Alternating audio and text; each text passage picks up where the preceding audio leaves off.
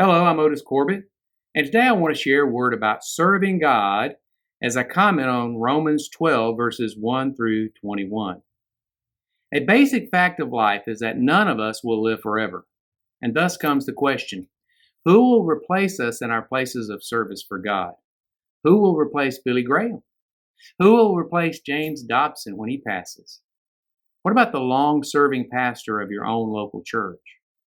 We need not worry about the replacements for these people because God has already picked them out. The only question is, will they answer the call? The same question is there for us today, however, as we can consider who can serve God.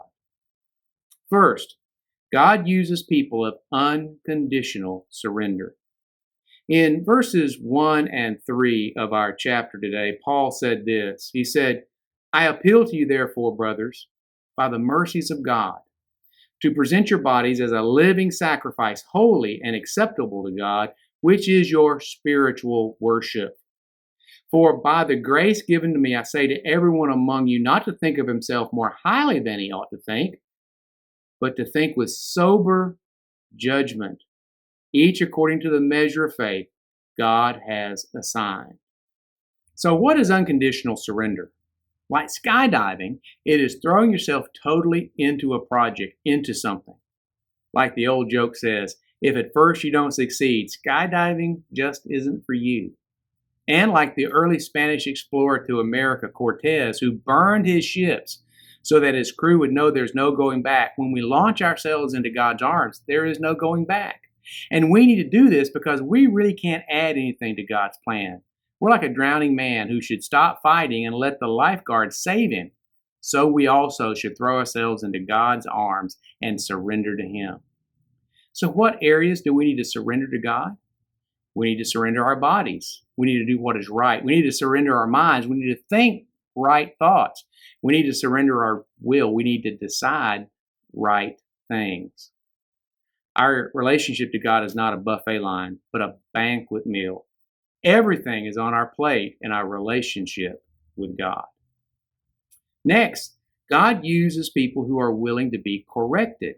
In verses 2 and 9 through 10, Paul taught this. He said, do not be conformed to this world, but be transformed by the renewal of your mind, that by testing you may discern what is the will of God, what is good and acceptable and perfect.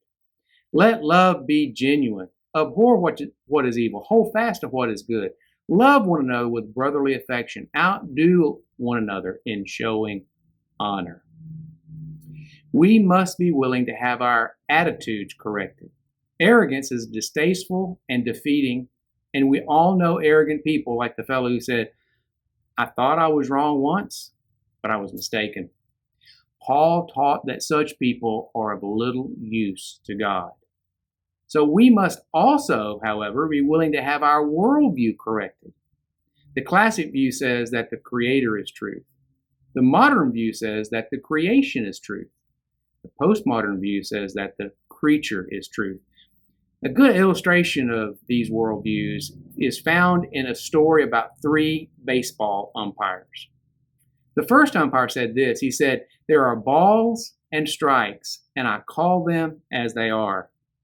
The second umpire said this. He said, there are balls and strikes, and I call them as I see them.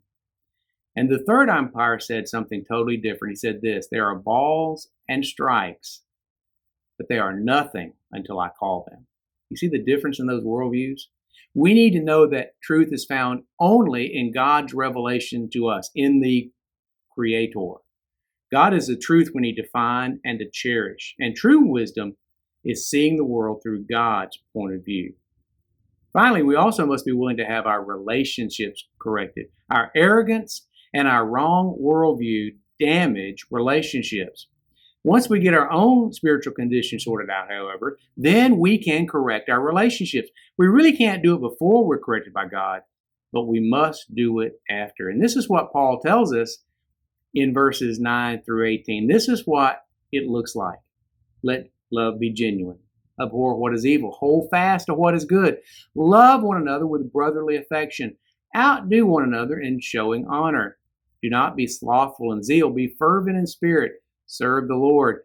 Rejoice in hope. Be patient in tribulation. Be constant in prayer. Contribute to the needs of the saints and show hospitality. Bless those who persecute you. Bless and do not curse them. Rejoice with those who rejoice. Weep with those who weep. Live in harmony with one another. Do not be haughty, but associate with the lowly. Never be wise in your own sight. Repay no one evil for evil, but give thought to what is honorable in the sight of all. If possible, so far as depends on you, live peaceably with all. We also see that God uses people who are willing to work. In verse 11, Paul said this, "Do not be slothful in zeal, be fervent in the Spirit, serve the Lord." Too often we look for the easy way out. Like the fellow who said, "Work fascinates me. I can sit and look at it for hours." And while God empowers us with His Spirit, He also clearly expects us to work. In addition here, the word translated as serve implies that we work. And while we work, we're also honoring and worshiping God at the same time. God expects us to use what He's given us. We may be a one-talent Christian, but He expects us to employ that talent for His glory and honor and for the blessing of His bride, the church. Truth be told, most of the work which is done in the kingdom isn't spectacular.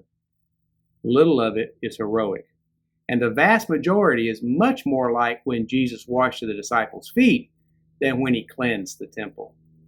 Done properly and with the proper attitude, however, our work has two equal characteristics.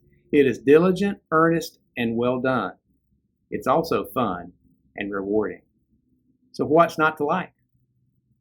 Finally, God uses people who minister in His name.